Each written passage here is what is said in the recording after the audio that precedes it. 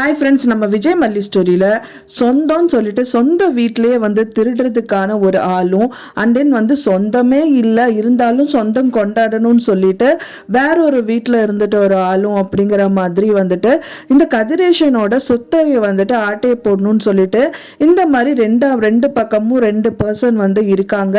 நான் யாரை பற்றி பேசுகிறேன் அப்படின்னு பார்த்தீங்க அப்படின்னா வந்துட்டு நிஷாவை பற்றி தான் அப்படின்னே சொல்லலாம். ஃபஸ்ட்டு நான் சொன்னது வந்து நிஷா தான். அவங்க அப்பா தான் சொந்தம் அப்படிங்கிறதுனால இருந்தா கூட அவங்க வீட்டிலேயே வந்துட்டு அவங்க வந்து அவங்க அப்பாவோட இந்த டெண்டர் விஷயத்த வந்துட்டு ஆட்டையை போடணும்னு சொல்லிட்டு அவங்க தவிச்சிட்டு இருக்காங்க.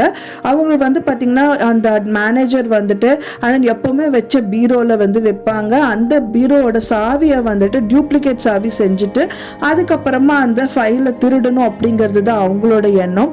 அண்ட் தென் வந்து பார்த்தீங்கன்னா சொந்தமே இல்லை அப்படிங்கிறவங்க வந்து பார்த்தீங்க அப்படின்னா இந்த ரேணுகாவா நடிக்கிறவங்க தான். முகபாவனை மட்டும்தான் வந்துட்டு சொந்தம் அப்படின்னே சொல்லலாமே தவிர மற்றபடி அதில் ஒன்றுமே இல்லை. அவங்க வந்து சுடர் அப்படிங்கிறது யாருக்குமே தெரியாது. ஸோ அவங்க வந்து பார்த்தீங்க அப்படின்னா வீடு கூட சொந்தம் கிடையாது. ஸோ அவங்க வந்து உட்காந்துட்டு கதிரேஷனோட சொத்தை ஆட்டிய போடணும்னு அவங்களும் நினச்சிட்டு இருக்காங்க. ஸோ என்ன இந்த பக்கமும் சரி அந்த பக்கமும் சரி அவரோட சொத்துக்கு மட்டுமே தான் குறியாக வந்துட்டு ரெண்டு பேருமே ரெண்டு லேடிஸ் இருக்காங்க. ஆனால் எதுக்குமே சொந்தமே இல்லாமல் முகபாவனையும் இல்லாமல் ரத்த சொந்தமே இல்லாத ஒருத்தருக்கு தான் இவரோட விஷயங்கள் அதாவது சொத்துக்கள் எல்லாமே போகும் அப்படின்னு சொல்லலாம். அது யாருன்னு பார்த்தீங்கன்னா நம்ம மல்லி மட்டும்தான் அப்படின்னு சொல்லலாம்.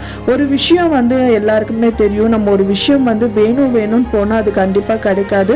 வேண்டான்னு சொல்லி ஒதுங்கி நின்னா மட்டும்தான் அதை நம்மளை தேடி வரும் அப்படின்னே சொல்லலாம். ஸோ அந்த மாதிரி தான் மல்லியோட கேரக்டர் கூட. இவருக்கு வேணும் அப்படின்னு நினைக்கிறது அவரோட ட்ரூ அன்பு மட்டும்தான். அண்ட் தென் அவங்களோட சொந்தமான விஜய் அண்ட் வெண்பா குட்டி மட்டும்தான் அப்படின்னே சொல்லலாம். ஸோ அது யாருக்காகவும் விட்டு கொடுக்க கூடாதுன்னு நினைக்கிற ஒரு பர்சன். பட் ஆனால் வேற வழி இல்லை. ஆனால் விட்டு கொடுக்கிற நிலைமையில இந்த ரேணுகா வந்து உட்கார்ந்துட்டு இருக்காங்கிற ஒரு மன உளைச்சல்ல அவங்க வந்து இருந்துட்டு இருக்காங்க. ஸோ அதனாலேயே வந்து பார்த்தீங்க அப்படின்னா கதிரேஷனோட சொத்தை இவங்க வந்து மீட்டு கொடுத்துட்டாங்க அப்படின்னா அவங்க சொந்தமே இல்லாத கதிரேஷனோட சொத்தை வந்து மல்லி வந்து சேர்ந்துருவாங்க அப்படின்னு தான் எதிர்பார்க்கப்படுது. ஏன்னா அவங்களோட மனசு வந்து அந்த அளவுக்கு வந்து ரொம்ப நல்ல உள்ளமா இருக்காங்க மல்லி அப்படின்னு சொல்லலாம். இன்னொரு பக்கமா வந்து நம்ம அன்னபூர்ணி அம்மா என்ட்ரி கொடுத்துருக்காங்க. என்ட்ரி கொடுத்தனாலேயே வந்து பார்த்தீங்கன்னா ஒரு நல்ல ஸ்ட்ராங்கான பர்சன் அப்படிங்கிறதுனால கூடி விரைவிலேயே வந்துட்டு இந்த சுடரை வந்து கண்டுபிடிச்சிட்டு அண்ட் தென் அவங்க வந்து வெளியில் துரத்திடுவாங்க அப்படின்னே சொல்லலாம். ஏன்னா இப்போ மெயினாக வந்துட்டு பார்த்தீங்கன்னா டெண்டர் விஷயம் எல்லாம் வந்து சுடருக்கு தான் வந்துட்டு அவர் தெரியாமல் சொல்லிட்டு இருக்காரு. ஆனால் அதையும் கேட்டுட்டு நல்லா மிஸ்யூஸ் பண்ணிப்பாங்க இவங்க அப்படின்னே சொல்லலாம்.